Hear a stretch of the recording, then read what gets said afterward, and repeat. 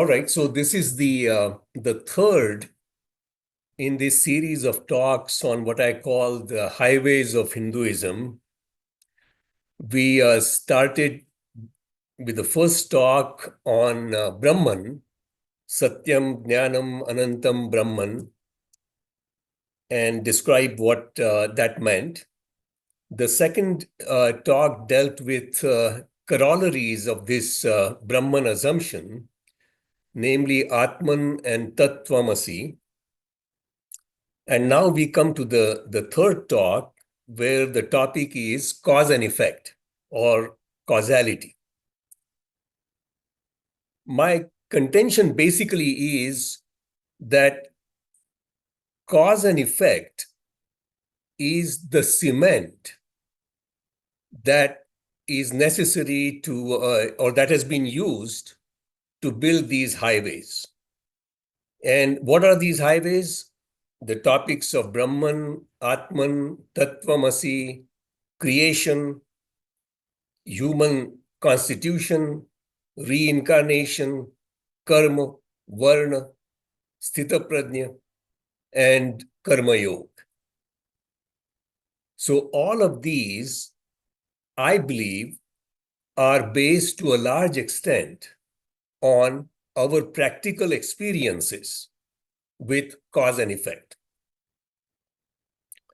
So the assumption is, the causality assumption is that every effect has a cause and that every cause produces an effect. So that's the basic assumption.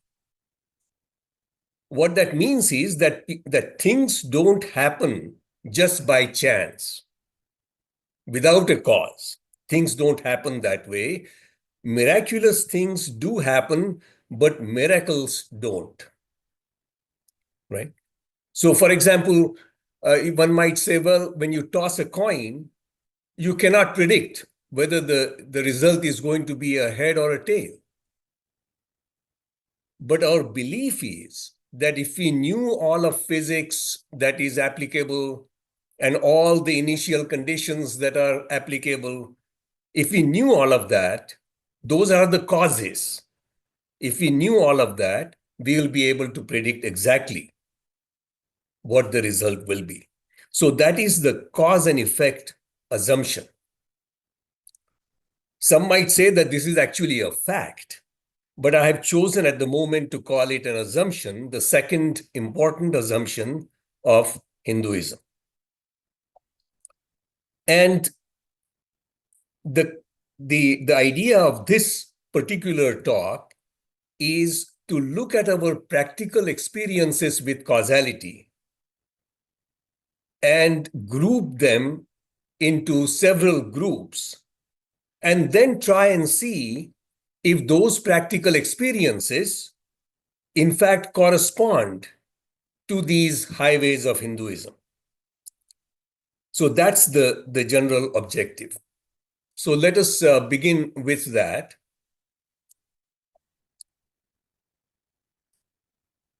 The first question is that if every effect has causes, how many causes are necessary to produce an effect? Can a single cause produce an effect? Is the minimum number of causes 2 or 3 or how many? Right? That's question number one. So, for example, if we take our familiar example of making clay pots out of clay, how many causes are there for the production of the pot? The pot is the effect.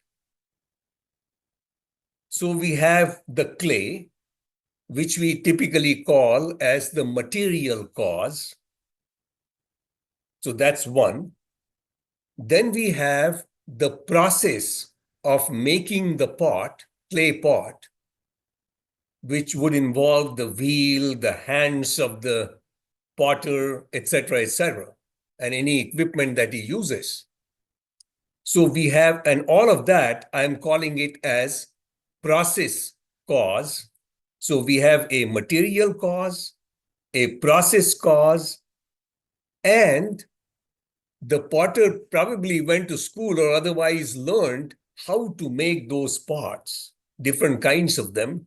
So there is potentially an intelligent cause. So typically, in making anything in our own experience, any manufacturing process, for example, would involve three causes, generally speaking: a material cause, a process cause, and an intelligence cause. Now, are all three causes essential? Well, certainly the material cause is, because what is an effect? An effect is a transformation of the material, right? It's a transformation of the material cause. The clay is getting transformed in the shape of a pot. So a material is absolutely essential. Material cause is essential. What about the process cause? It is also essential. There has to be a way of doing things that produces the output. So material cause and process cause are essential. You cannot produce an effect without the two of them. What about intelligent cause? It seems to me that that is a cause that is not essential. It's good to have it, but it is not essential. An example would be, for example, if I were to go on a beach and just randomly walk around aimlessly, I would end up producing imprints of my soles in the sand. So those imprints are the effect. The sand is the material cause, and my aimless walking is the process by which that effect was produced. But there was, at least apparently, no intelligence involved in getting this done. So it seems to me that the minimum number of causes that is necessary to produce an effect is two, not one, right? Is two. Now, how does it apply to Hindu philosophy? Well, if you look at, let's say, the Dvaita philosophy, this universe is the effect. What is the cause? According to Dvaita philosophy, there are two causes: Brahman and Prakriti. They did not say there was one cause that produced the effect.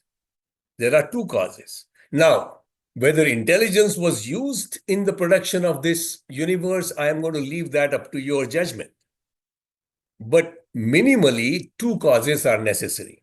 The same thing is true about the Advaita thinking pattern, where the two causes are Brahman and Maya. Right? It is Maya that projects this universe out of Brahman,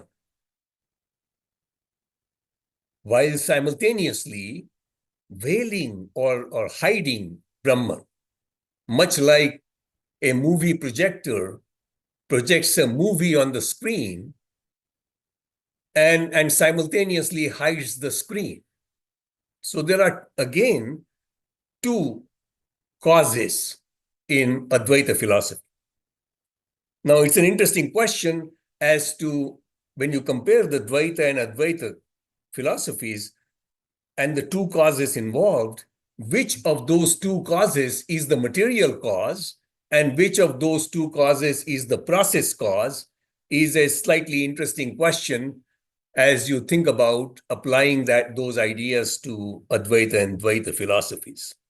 So the point number one is that every effect has causes, but the minimum number of causes to produce an effect is two.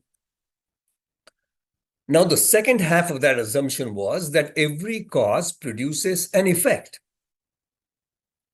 Does a cause produce a single effect always, or does it produce multiple effects? So for example, if a bomb is dropped and among other people, a child dies. So the bomb is the cause, immediate cause. The death of the child is an immediate effect in the physical domain, physical effect. Once the father of the child finds out what has happened, he vows to take revenge. And somebody's freedom fighter and somebody else's terrorist is born. That is a mental effect that happened. Same cause, producing a physical effect, a mental effect, potentially a societal effect, and also perhaps spiritual effects. So when we say a cause produces an effect, the nature of those effects could be very many, right? Very many effects.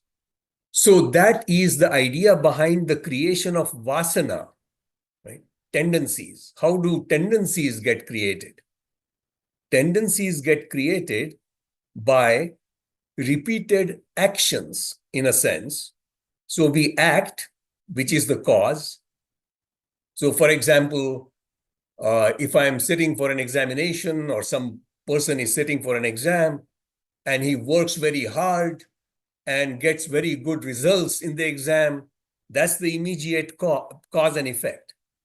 But the secondary effect that happens is that if this were to happen over and over again, the person learns that to succeed, you have to work hard.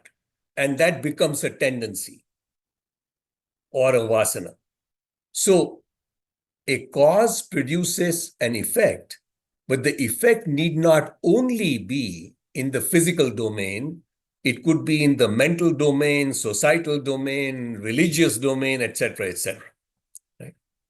And this is the idea behind the concept of reincarnation and the concept of what is called prarabdha karma.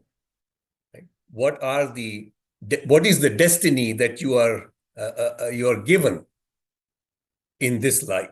Right? Both of those stem from this basic idea that a cause must produce an effect. So the Hindu philosophers are saying that if you do something, good or bad, and its effect is not observed, is not produced in this life, you would have to take another life to experience those effects, because a cause must produce an effect. And this is one of the central ideas behind reincarnation.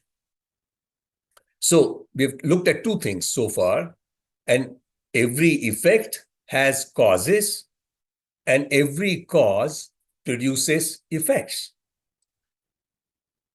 Number three, effects follow causes. In other words, cause comes first and effect follows, right? Effect follows.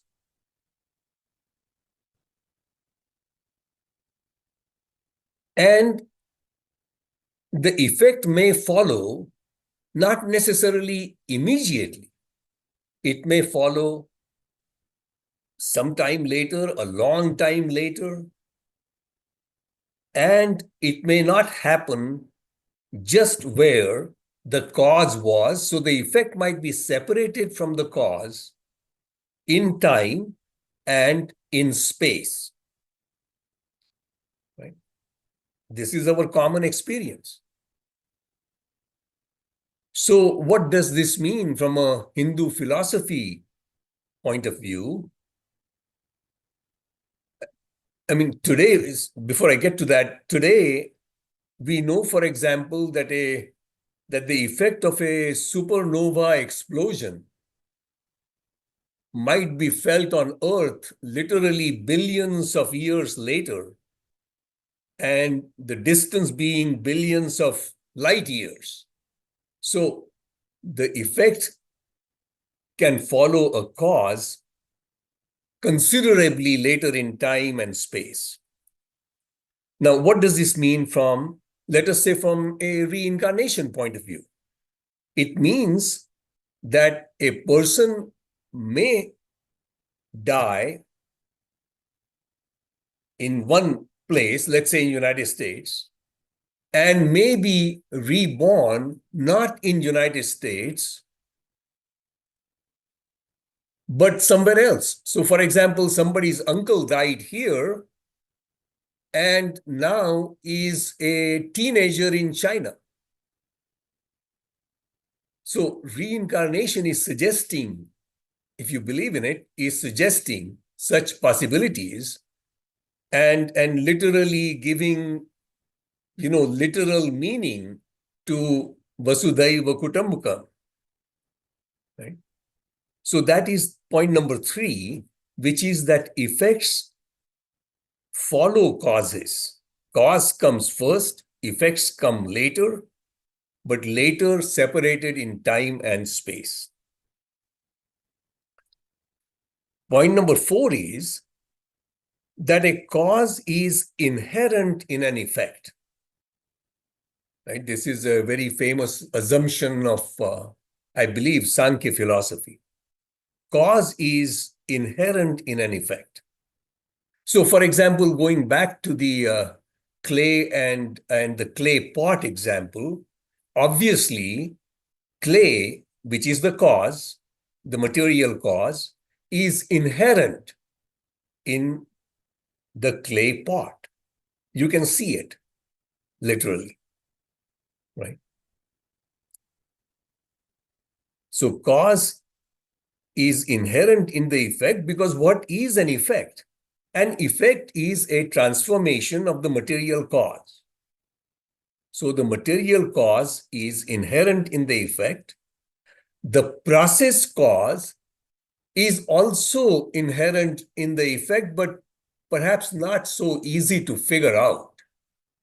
So engineers, for example, spend a lot of time reverse engineering something, and that is they are trying to figure out what the process was of producing a certain product by looking at the product itself, right? So both causes are inherent in the effect. Now, this is easy to see in examples such as the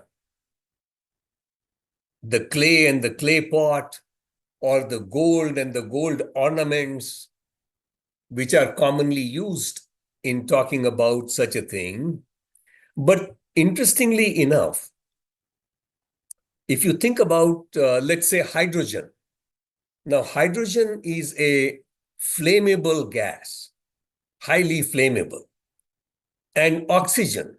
Oxygen is something you need, absolutely need, to produce fire. So if you now combine hydrogen and oxygen, what do you get? You get water. Water is what you use to douse a fire. Isn't that kind of interesting that we are combining together a gas that is highly flammable in an environment that is conducive to fire, producing something that quenches fire? Now, just by looking, so water is the effect. Hydrogen and oxygen are the causes. Water is the effect. By looking at water, it will be pretty near impossible to be able to figure out what the causes are that are inherent in this water, unless you do, chemical analysis and such. So this is true that the cause is inherent in an effect, but I prefer to say it in terms of like this, that if a cause is removed from the effect disappears. right? It's probably saying the same thing, but slightly differently, that if you take away hydrogen and oxygen from water, the water no longer exists. So in that sense, it is inherent in the effect. Now, what is the implication of this? And there are many implications of each one of these points, but I'm just sticking, in view of the time, to just one or two. The implication is that if we, for example, say that Brahman is the first cause of this universe, then this statement that cause is inherent in an effect means that Brahman, the cause, is inherent in the universe, which is exactly the position that Advaita Vedanta has taken. That Brahman, that this universe is nothing but Brahman. So my point in this talk is that we have practical experience that we can point to and say, well, yeah, I agree with this because I know that this happens. We have practical experience with causality. And as you look at the basic ideas of Hinduism, you will probably agree with me that they are an application of these practical causality arguments. And of course, some extensions thereof. It is not exactly direct application. So, point being that Hinduism, it seems to me, is to a substantial degree based upon causality, cause and effect. Okay. Point number 5. There are different types of causes. Different types of causes. There are causes that are in our control. So, for example, if I decide that I want to pick up a chair and take it somewhere else, that is a cause in the picking up of the chair is a cause in my control. So, certain causes are in our control. Certain causes are not in our control. For example, what the outside temperature or humidity or conditions are going to be is a cause of satisfaction or dissatisfaction for human beings, but that is not in their direct control. Right? So, two types of causes. Technically, we call these as control factors and noise factors. Control factors are those causes that are in our control. If I am a product designer, these are causes that I control. And noise factors are causes that influence my product or my objective, but that are not in my control. So let me give you another example. Consider, for example, skin. Let's say that we are a drug delivery company, and we are interested in producing a product that delivers drug through skin, right? A patch, for example, like a Nicoderm patch or some other things like that. And this idea has a lot of advantages. I won't get into those, but that is the objective. Now it turns out that there are a number of control factors, which drug to use, how much to use, what should be the thickness of the patch, and so on and so forth, that are in the hands of the product designer to control.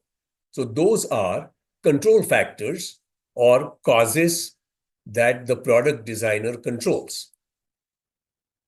What about the skin? People's skins are different, right? I don't mean just the color, but they are fundamentally different. Some people have thick skins, some people have thin skins, some people have wrinkled skins, some have smooth skins, right? Some have hairy skins. The number of pores per unit area are different. So skins are different. And all of those differences, which are not in the hands of the product designer to control, they are noise factors, right? And they have an effect on drug transfer through skin. So we have factors that are in our hands to control and factors that are not in our hands to control.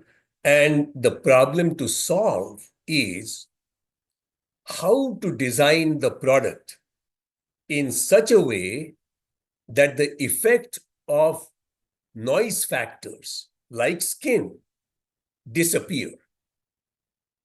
In other words, how to design a product so it works well for all people, regardless of their skin.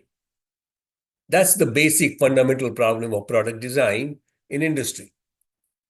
Now, how does this apply to Hinduism?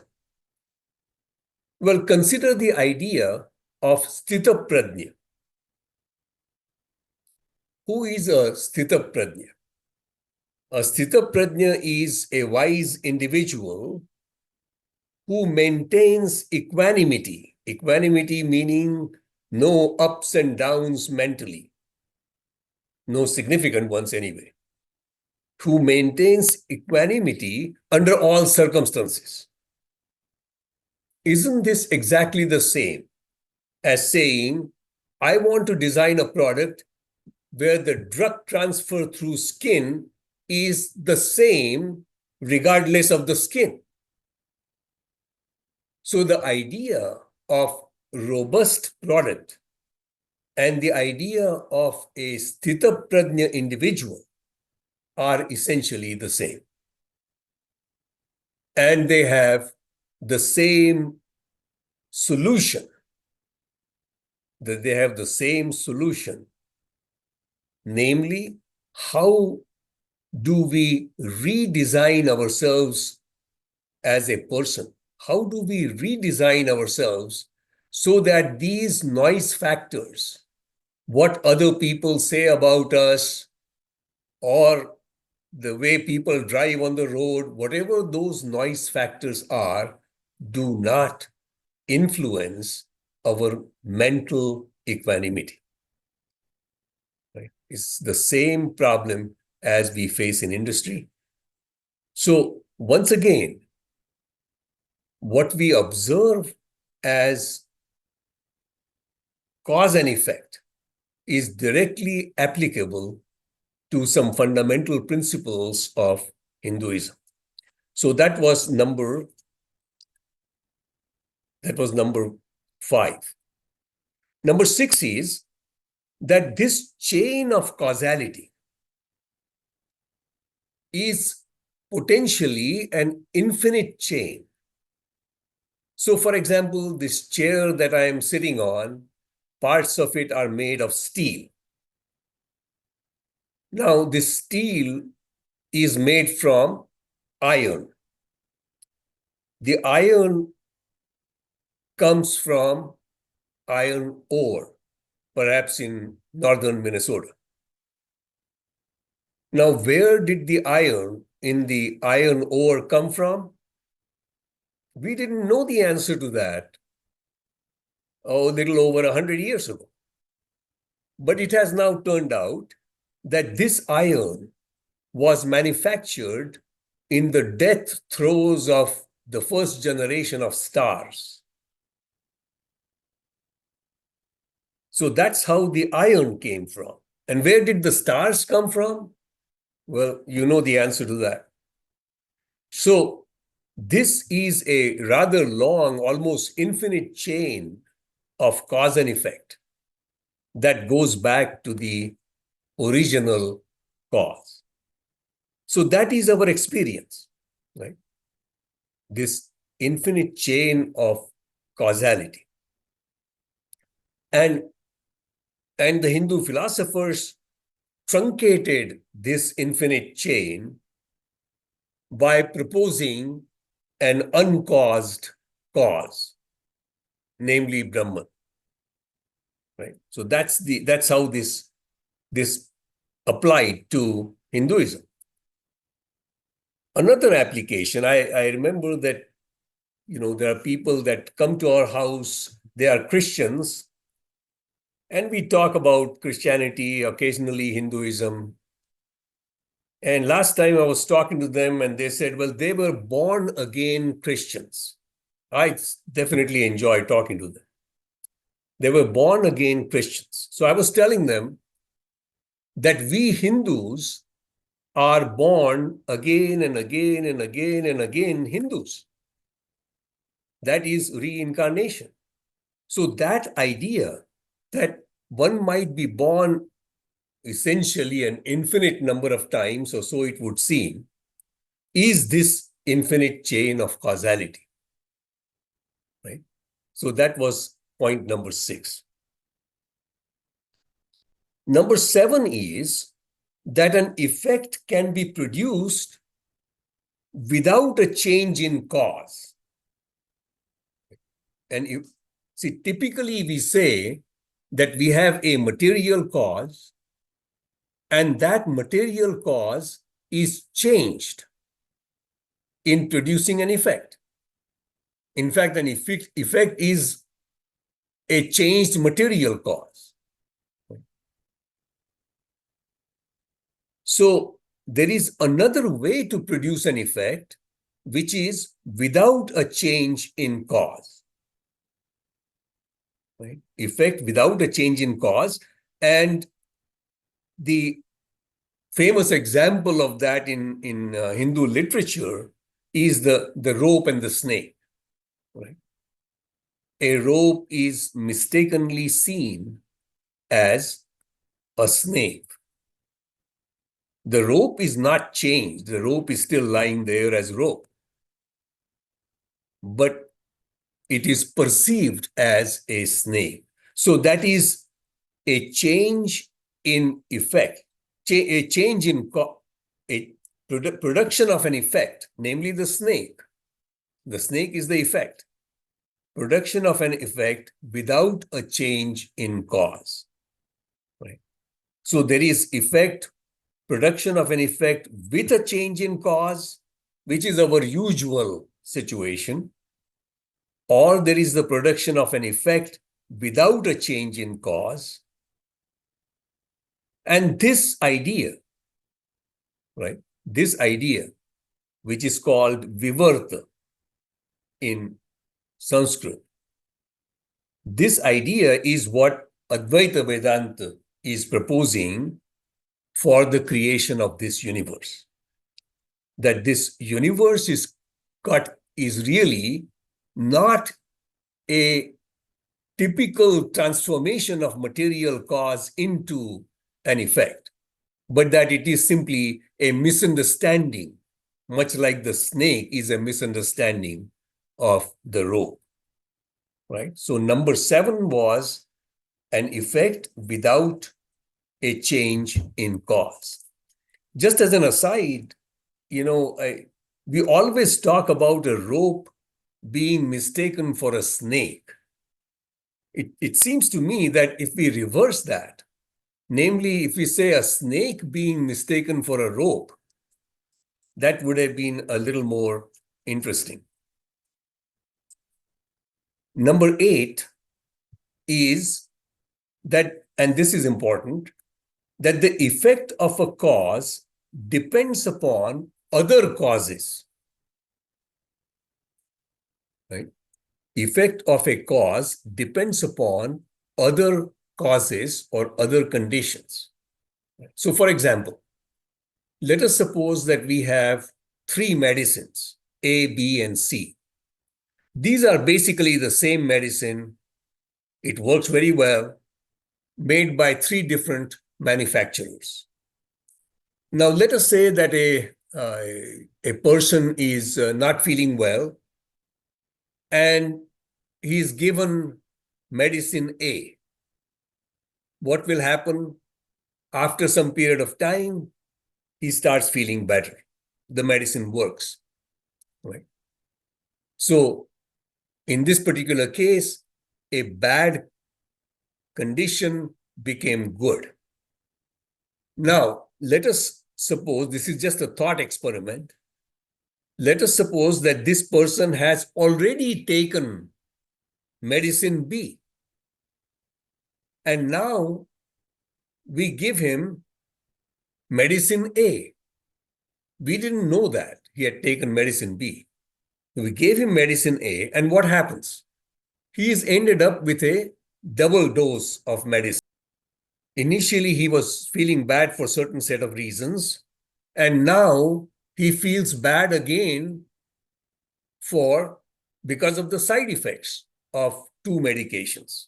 So the same cause, the giving of medicine A, in one case produced a good effect, in the other case it produced a bad effect, right? Meaning that the effect that happens is a result of other causes, right? Is a result of other causes. So you might take an action, but what the result of that action is going to be is sometimes difficult to say, because the result is not entirely in your hands. It depends upon other causes. So if we take this and we look at Bhagavad Gita, many people, if they are asked, pick one shlok or stanza from Bhagavad Gita, it has 700 shlokas, and many people would pick the 47th shlok in the second chapter, 2.47, which talks about karmani eva adhikarate or karmanyeva adhikaraste ma phaleshu kadachana. So let's look at that for a minute. What it is saying is, it says you have control over your actions. And that's a true statement, isn't it? We can give somebody, the action of giving the person medicine A is in your control. You can choose to do it, not choose to do it, etc. You have control over your actions, but not on their fruits. By fruits, he means effects. What the result of your action is going to be is not entirely in your hands, as that medicine example illustrates. Right? So far, it is the same thing as our common experience with cause and effect. So if you do something thinking that the results will be good, and if the results turn out to be bad, what is the consequence of that? What are the likely consequences of that? One consequence is that you're going to be very unhappy, right? You're going to be extremely unhappy with what has happened because it does not meet your expectations. So it goes on to say, don't put your happiness in the results of your actions. Because if you do that, if you're only happy when the results are good, that's not going to happen too often necessarily. Right? So that is one consequence that could happen. The second consequence that could happen is that you may decide not to act. Right? Because the effect was so bad, you don't want to do it. You decide not to act. So the verse goes on to say, nor should you long for inaction. Right? So this famous verse is just a direct application of cause and effect. Right? It never said anything about Brahman or Atman or any theological ideas. It didn't even say anything about selflessness. Right? So the most quoted verse from Gita is a straightforward application of cause and effect. And then number 48, the next one, is just saying something similar. It goes on to say, perform your duties with equanimity. So what you should do then is perform your duties with equanimity, abandoning attachments to success or failure. So basically, it is taking the practical things we know and suggesting a remedy for it, which is to become peaceful mentally. That was number 8. I'll just go through one or two more and then stop. The number 9 is that the amount of cause may or may not be important. The amount of cause may or may not be important. For example, the amount of gas in your car, is that important, and for what purpose? So if the purpose is to figure out how many miles you can drive without refueling, then clearly the amount of gas is very important, right? The more gas you have, the more miles you can drive. So for that purpose, the amount is important. But what about if you wanted to know what is the efficiency of your car? Number of miles driven per gallon or per unit gas. For that purpose, the amount of gas is not important, or not as important for sure, right? Similarly, if you want to make lemonade, the amount of lemonade is important if you want to quench your thirst. But the amount of lemonade is not that important if you want to taste. You want to find out what it tastes like. So the amount of cause is important in some instances and not important in some other instances, right? So what is the implication of this? The implication is that if you happen to go to the circus and see an elephant and ask yourself who has a bigger atma or bigger amount of Brahman inside, you or the elephant? Well, in this case, clearly the elephant. But it turns out that much like in the case of efficiency and so on, the amount of Brahman is not important for practical purposes. Right? So that is number 9. And finally, to close, the so-called Pareto principle applies. Pareto principle is also known as the 80-20 rule, which is that a small number of causes matter the most. So in other words, an effect might be produced by dozens and dozens of causes. There might be dozens and dozens of causes that have something to do with that effect. But out of those, only a small handful will be the most important.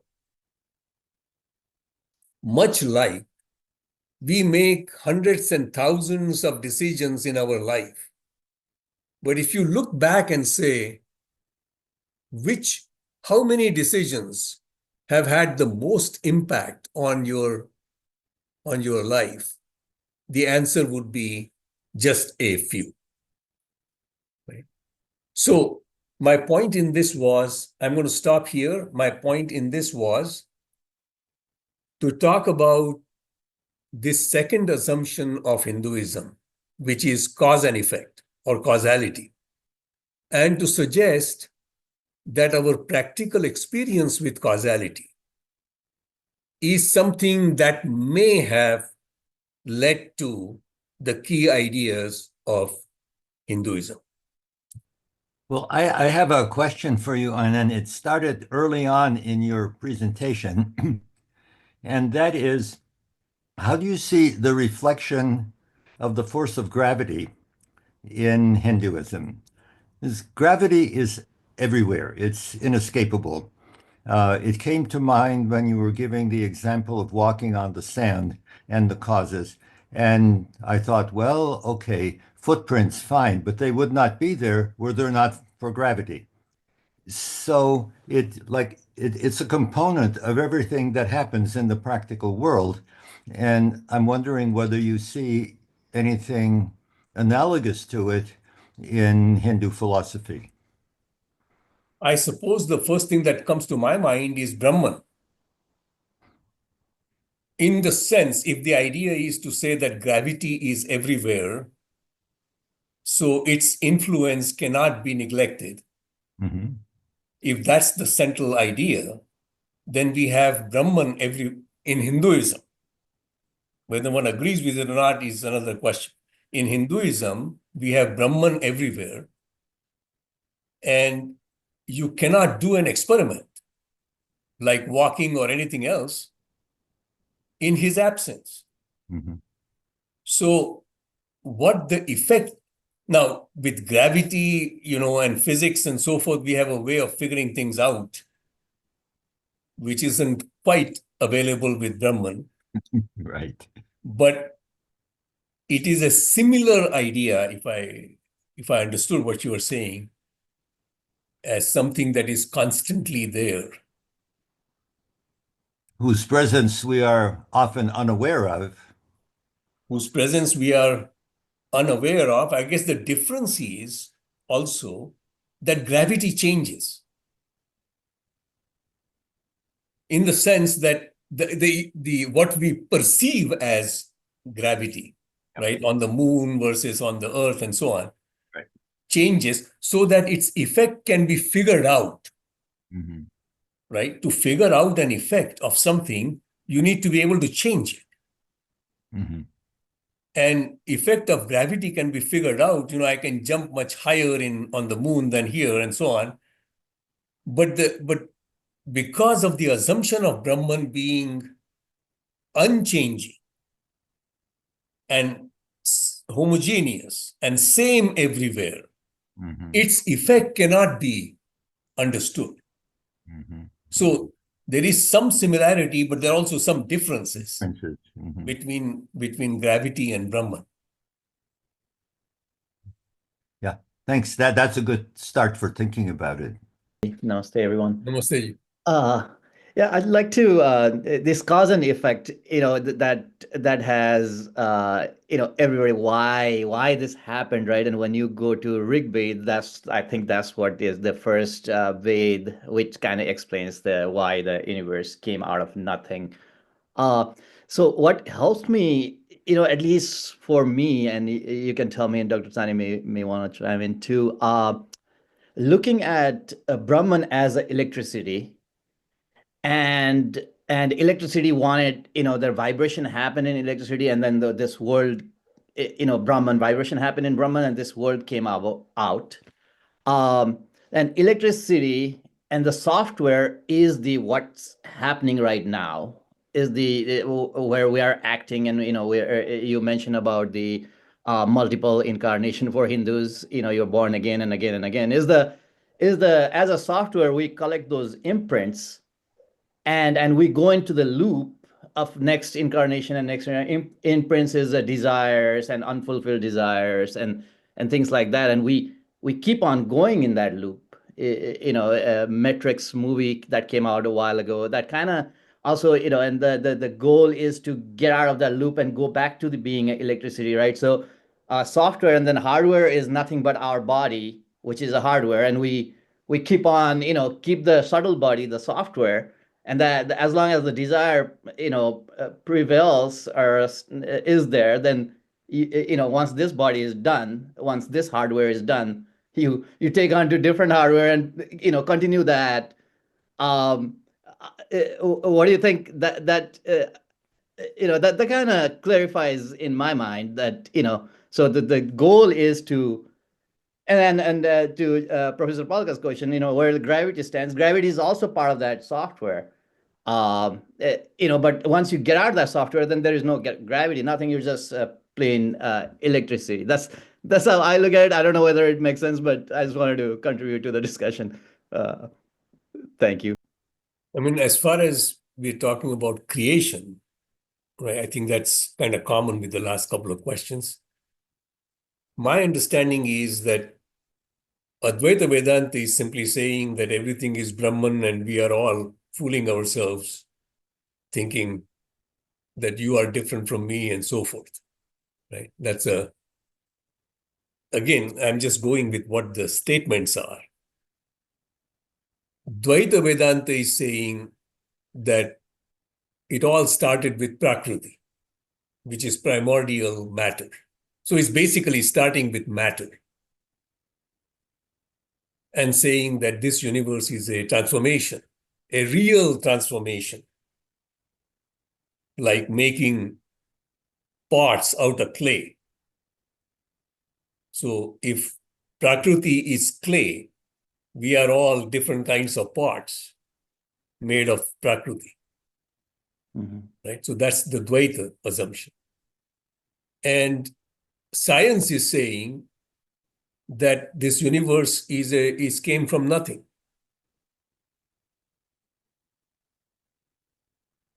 It came from nothing, zero. So zero got divided into plus 10 and minus 10. Plus 10 to the power of 10 and minus 10 to the power of 10. The plus side became matter, and the minus side became gravitation. The gravitational energy is considered to be negative energy. And we continue all together at zero energy, just what we started from. So those are, if you like, three different, we'll go into this in a couple of weeks in more details, but those are three different ways of thinking about, how this universe came about and what it actually is, right? So Advaita is saying that we as observers, if you want to look at it from a quantum mechanical point of view, and I'm not at all suggesting that quantum mechanics was known at the time of Rigveda or anything like that. I'm not saying that at all. In fact, I don't think anything like that was known as far as that goes. But what is the statement? The statement is that the observer and the observed, I am the observer, this laptop is the observed, right? Object. The observer and the observed are the same. Mhm.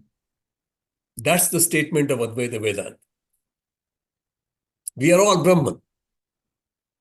The laptop is Brahman and I am Brahman. So observer and observed are the same. Quantum mechanics today, at least, seems to be saying that it is the observer who brings the observed, who gives reality to the observed.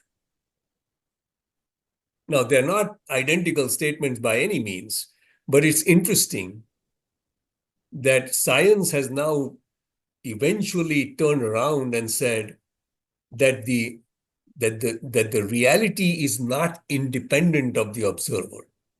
Mhm. You know, so it's an interesting exercise, but it's very difficult to say what was meant by all these things back then. What do we mean today? I mean, we are looking at Rigveda or everything else with today's understanding of the subject. That's a whole different, ball of wax than, looking at it from 3,000-year-old understanding of the subject. But it's interesting that since they are talking about the same issues, everybody wants to know where this universe came from and what is it, right? Vedanta wants to know that, science wants to know that. So they are obviously suggesting their own thinking. And I'm going to try and suggest that all of these three thinking patterns, which are completely different from each other, science is different from Advaita, is different from Dvaita. Mhm. But I'm going to suggest that they all emanate from a single mathematical equation. It just happens to be that there are three different solutions of the same mathematical equation, and different philosophers and scientists are using different solutions to that equation. So we will look at that next time around. Yeah. Wonderful presentation. It gives you so much of stimulation to your brain to think about. And the comments and questions asked by two scholars earlier were just as fascinating. Uh, I look at it from a point of view very similar to all three of you. I look at my sentience, my life source, whatever label you want to call it, as the one that allows me to perceive everything. And that life source can be looked at as one and the same as the creator, one and the creator as different, or part of it. Dvaita, Advaita, Vishita, Advaita. And that life source in me that exists at the present time, being the original life source, will always remain there in this form or the other form. So whether you call it electricity, whether you want sentience, to me that is the Brahman. And the reason why all the things that are created in this universe or cosmos appear different, yes. Shape, size, form are different. But the energy source behind it that gives us the capacity to express, communicate, is that Brahman, is that entity, is that energy, that sentience. That makes it possible for us, even for the quantum mechanics people, to express their viewpoints, require that sentience. So I equate that whatever label you want to give it as the divinity. It that expresses in different shapes and forms. In a very fascinating way in which you were able to explain this with different 8 different steps for this causality effects, and I'm going to watch every step as you go along. Thank you. Thanks very much. Hi, this is Madhavi. I just have one thing about the discussion we had earlier regarding Maya and Brahman. So, in today's talk, you mentioned that per Advaita, that there are also two causes, like Dvaita has Brahman and Prakriti. In Advaita, there is Brahman and Maya. However, if we say that Maya is inherent part of Brahman, Yes. it becomes just one cause and not two causes. And Yes. that it sort of becomes a contradictory statement to say there are two causes here. I guess we can reconcile with the consideration of what you later described as the Vivarta theory, where the rope and the snake are apparent two objects, but really they are not. It's just one object that is mistaken. So it's a sort of diplopia, kind of in medical terms, caused uh, to see two different things, Mhm. right? Yeah, Madhvi, I had the same question. Should I call it two or one, which is what you're bringing up with respect to Advaita? And eventually ended up calling it two in the sense that, it is true that Brahman is homogeneous, even with that Maya as being a part of him, being a part of Brahman. So in that sense, it is only a single cause. One might say that there are two different facets of the same cause, if that's the way to put it, because there is the material cause, right? The material cause in the case of Vivarta or the the uh, the rope is the material cause, right? And that the process of that getting misunderstood as the snake is the process cause. So in that sense, whether they are the same cause or not, but in that sense, there are two functions being performed. One is Brahman as the material cause, and the second being the function of Brahman called Maya as being the process cause, is how I ended up viewing it. And that's why I called it two causes, knowing full well that this is really not completely correct, that it is in fact a single cause called Brahman with two aspects to it. What is the right word? Two aspects, two functions, two something, right? And what I thought was also interesting was that in the case of Dvaita philosophy, where you do have two independent causes called Prakriti and Brahman, Prakriti is the material cause because that is the one that is getting transformed in connection with, in the presence of whatever that interaction is between Prakriti and Brahman. And that interaction is the process cause. When Prakriti got converted to Maya, going from Dvait to Advait, Maya is the process cause, isn't it? Maya is the process cause. It is the one that turns the rope into the snake. So while Prakriti was the material cause of the universe, Maya, which is analogous to Prakriti, it has now become process cause instead of being a material cause. I thought that was kind of interesting, but you make a very good point that, in Advaita, Brahman is one and only.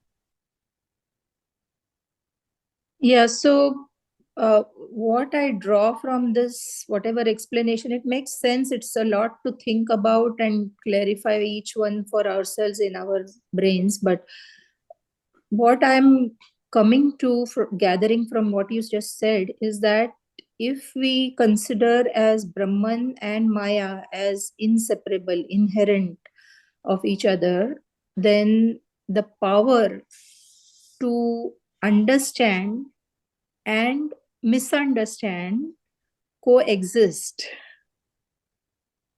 Yes, right? So, right. yeah.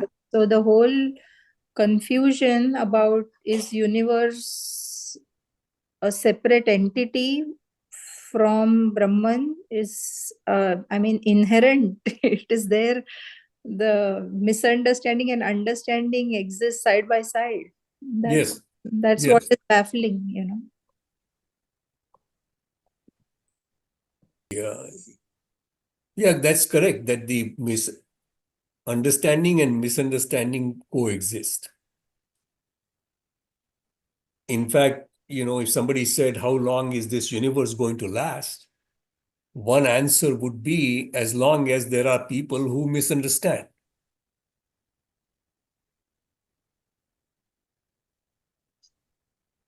If all of us understood what the truth is, namely Brahman, the universe will disappear. Because supposedly the universe is ignorance or misunderstanding. Just like the snake disappears once you know it is the rope. Yeah, that makes both of it infinite in existence. Well, Brahman is infinite for sure, according to the assumptions made. And Maya is its inherent parts. And So Maya that, is the inherent part of it. So unable to overcome that Maya, then you become one with Brahman. So so you are appearing when you have created Brahman in your mind. Otherwise, you are part of Brahman. So you may become non-existence in one way. But in the other way, you are always there whenever somebody imagines about Brahman. So you're always there, but not necessarily in the physical form that you're used to at the present time. You're always there. So that's why you don't have Punarjima and Maya there. When you are enlightened, you understand what your true nature is. Another interesting consequence also is that what we call physics or science Mm-hmm. is really an understanding of Maya, Mm-hmm. right? And I would say that physics has done a remarkably good job of, Absolutely. of understanding Maya, not Brahman, but Maya. Yeah, but the thing is so important to learn that concept from a different aspect. We are trying to look at the elephant in the room from 10 different angles. And that is the only way we're going to get a full understanding of the elephant. So, and that's the way you're looking at it. So.